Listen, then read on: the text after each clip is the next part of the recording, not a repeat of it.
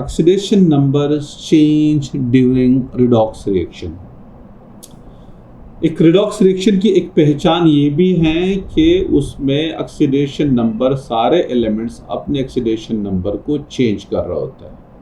यानी अगर हम किसी रिएक्शन को देखना चाहते हैं कि whether it is a redox reaction or something else, so we have to look into their oxidation number. If their oxidation number has not been changed, so that means that the reaction is not a redox reaction. But if they have changed their oxidation numbers during the reaction, during the reaction, so that means that the reaction is a redox reaction. मिसाल के तौर पे यहाँ पे ये उसके example है, ये सोडियम है।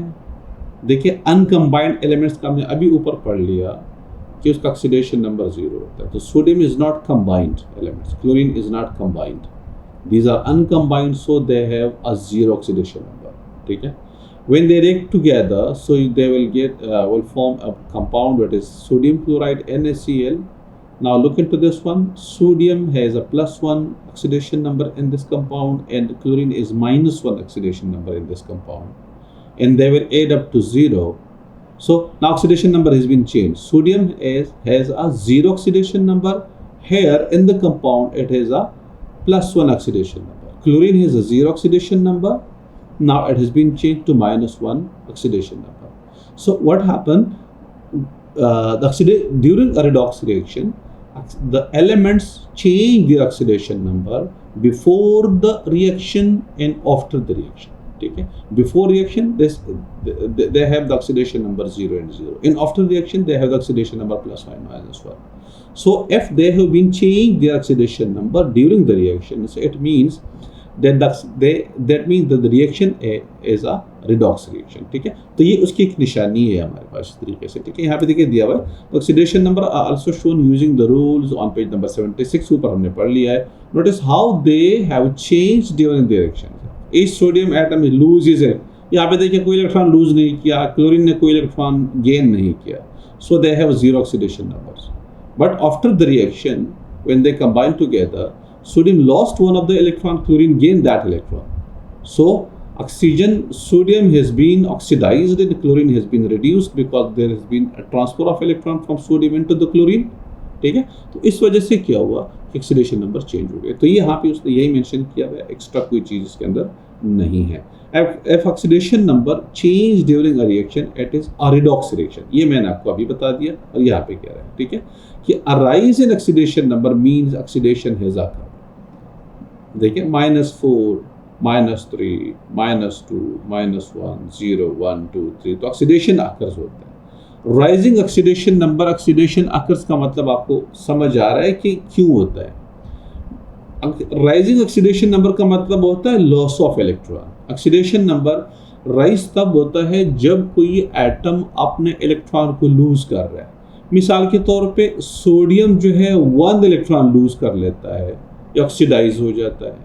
सोडियम की जगह कैल्शियम जो है 2 इलेक्ट्रॉन लूज कर लेता है, ये भी ऑक्सीडाइज हो रहा होता है।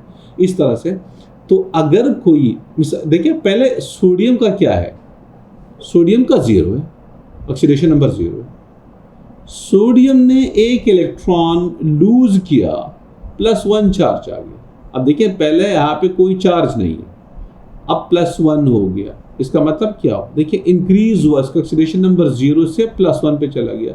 It mean that has been oxidised. अगर आप कैल्शियम को ले लेते हैं तो कैल्शियम जब अनकम्बाइंड है that has a 0 oxidation number. जब वो कैल्शियम लूज कर लेता है 2 इलेक्ट्रॉन को, so its oxidation number increased from 0 to +2. That means what happened, because calcium has lost 2 electron, therefore its oxidation number has been increased from 0 to +2. What happened? इसका मतलब है कि oxidation happened.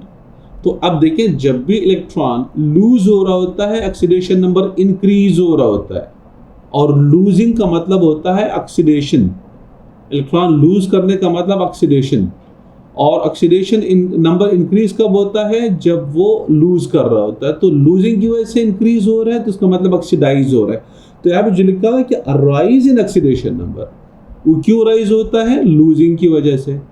और losing की वजह से, losing का मतलब ऑक्सीडेशन, तो इसलिए कि a rise in oxidation number means oxidation has occurred, ठीक है।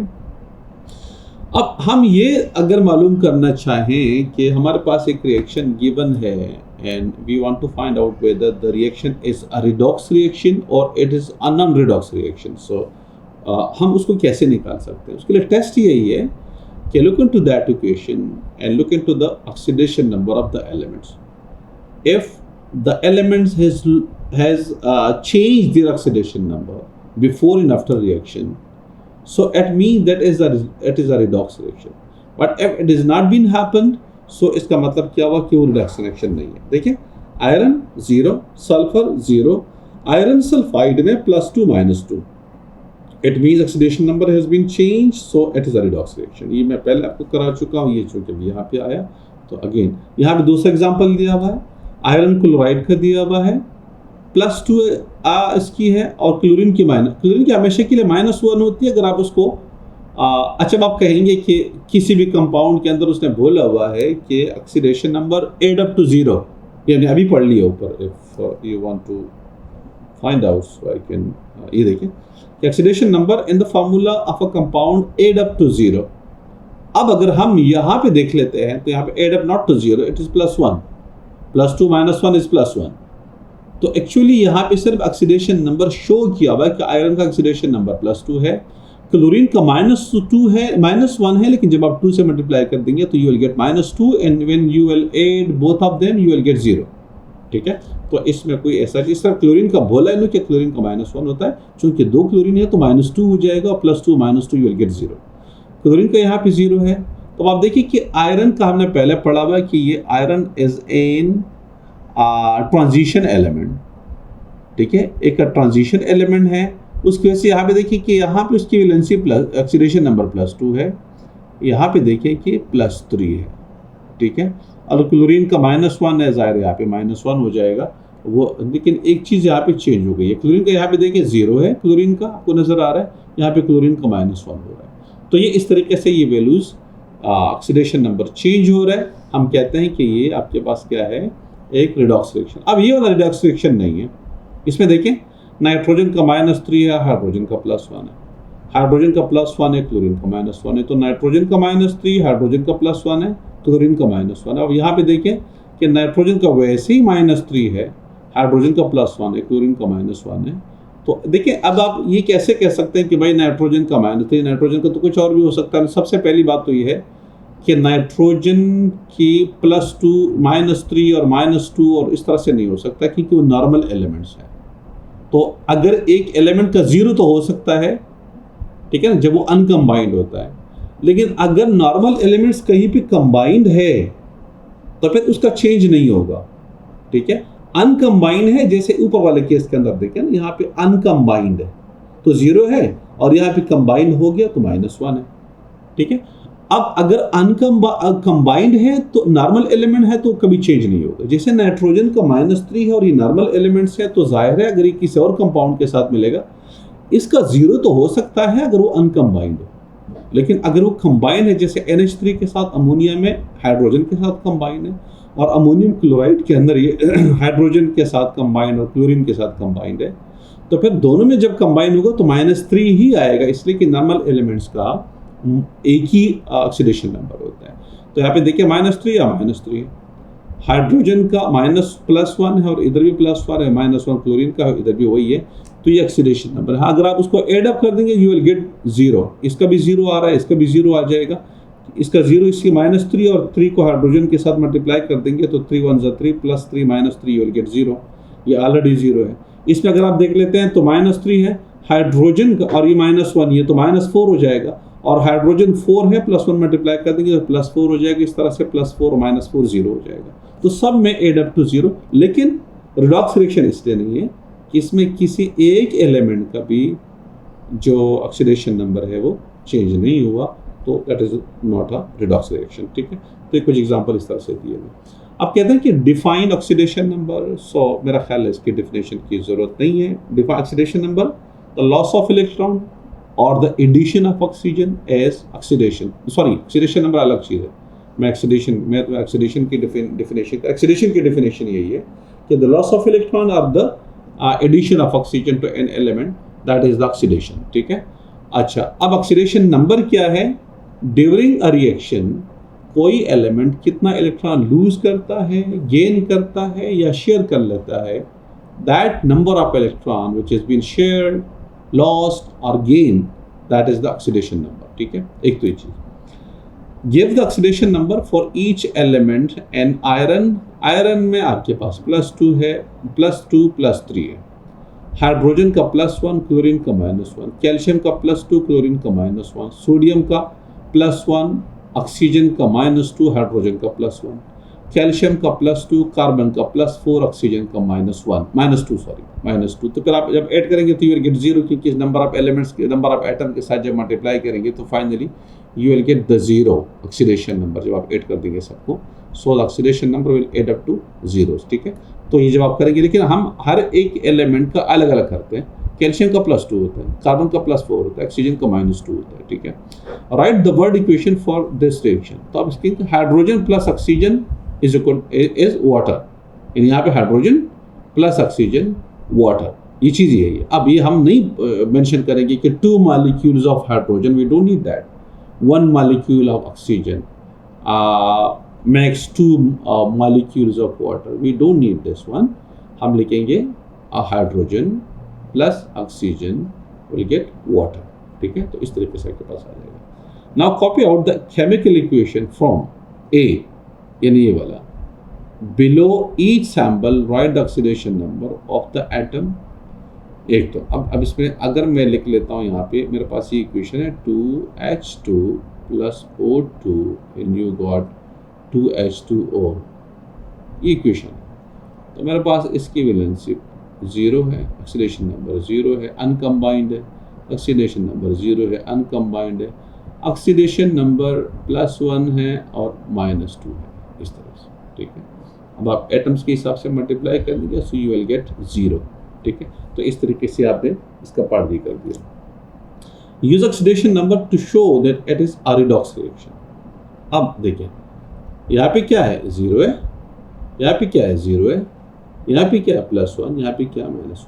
तो चूंकि ऑक्सीडेशन नंबर चेंज हो रहा है, इसमें 0, 0, +1 और -2 चेंज हो रहा है, so it is a redox reaction. तब आप कह देंगे कि in the given equation the oxidation number has been changed from 0 to 1 and from 0 to -2, ठीक है ना। इसलिए ये क्या है, the reaction is a redox reaction। तो ये वाला आपके पास आ गया। State which substance is oxidized and which is reduced। कौन सा ऑक्सीडाइज हुआ, कौन सा रिड्यूस्ड हुआ। तो भाई किसने किया, हाइड्रोजन ने लूज किया, तो hydrogen is oxidised, oxygen is reduced, ठीक है। ऑक्सीजन ने गेन किया, वो रिड्यूस हो गया, हाइड्रोजन ने लॉस किया, वो ऑक्सीडाइज हो गया, ठीक है।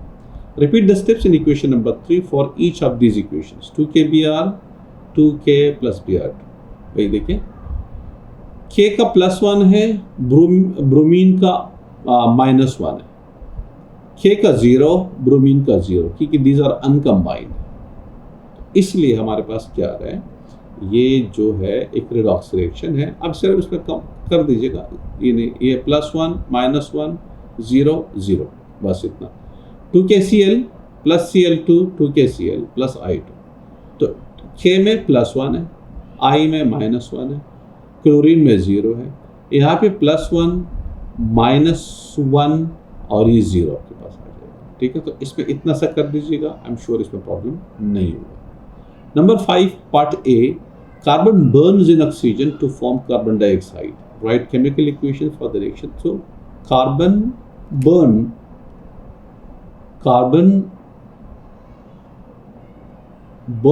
an oxygen and that will form carbon dioxide, ठीक है। एक तो ये चीज हो गई, carbon burns in oxygen to form carbon dioxide। Write the chemical equation for the reaction। Use oxidation number to show that the reaction is a redox reaction। 0 0 +4 -2, so it is a redox reaction because the oxidation number has been changed from 0 to +4 and from 0 to -2, ठीक है। तो ये redox reaction। Every reaction between two elements is a redox reaction। Every reaction between two elements is a redox reaction। Do you agree with this element, explain. दो एलिमेंट्स के दरमियान जो reaction होता है वो एक रिडॉक्स रिएक्शन होता है। अगर आप दो एलिमेंट्स की बात करेंगे तो हमेशा के लिए रिडॉक्स रिएक्शन होगा। अब हमने पहले पढ़ लिया कि रिडॉक्स रिएक्शन ज़रूरी नहीं है। अगर आप इसको देख लें, यहाँ पे हमने जो पढ़ लिया इसमें देखें तो भाई ये रिडॉक्स रिएक्शन है, ये रिडॉक्स रिएक्शन है, लेकिन ये रिडॉक्स रिएक्शन नहीं है। अब आप ये देखें कि अगर दो एलिमेंट्स कहीं पर भी आपको नज़र आ रहे हैं तो वो रिडॉक्स रिएक्शन आपको नज़र आएगा। उसकी वजह क्या है कि जब दो एलिमेंट्स आपस में मिलते हैं, मिसाल के तौर पे सोडियम है प्लस क्लोरीन है, तो ये 2Na हो जाएगा और इस तरह से NaCl आपके पास आ जाएगा, 2NaCl आएगा। तो जब दो एलिमेंट्स कभी मिलेंगे तो उसका रिएक्शन हमेशा के लिए ज़ीरो होगा इनिशियली, क्योंकि दो एलिमेंट्स आपस में मिल रहे होते हैं और वो अनकम्बाइंड हो गए ना, एलिमेंट्स हैं, इसका मतलब है कि अनकम्बाइंड। अगर दो एलिमेंट से ज़्यादा है तो फिर तो एलिमेंट नहीं कहलाएगा ना, फिर तो कोई मॉलिक्यूल होगा। ठीक है, मिसाल के तौर पे अगर आप कोई और करें, अनकम्बाइंड होगा। ज़ाहिर है जब एलिमेंट्स होंगे अलग अलग से वो तो अनकम्बाइंड होंगे, तो उसका आपके पास ज़ीरो आएगा। और फिर ज़ाहिर है रिएक्शन होगा। रिएक्शन का मतलब समथिंग हैज़ बीन हैपेंड, कुछ हुआ है, रिएक्शन हुआ है और इसकी वजह से एक कंपाउंड बना हुआ है। अब जब कंपाउंड बनेगा तो आपके पास क्या बनेगा, जैसे है +1 है और -1, वो चीज़ें इन्हें उसकी वैलेंसी चेंज हो जाएगी। ठीक है, तो ये इस तरीके से आपके पास दो एलिमेंट्स जब भी मिलेंगे तो दो एलिमेंट्स कोई ना कोई कंपाउंड लाजमी बनाएंगे और उसकी वजह से फिर उसकी जो ऑक्सीडेशन नंबर है वो चेंज होगा, तो वो एक रिडॉक्स रिएक्शन होता है। तो ये आपके क्वेश्चंस थे जो कि हमने यहाँ पे उसको कवर कर लिए हैं। ठीक है।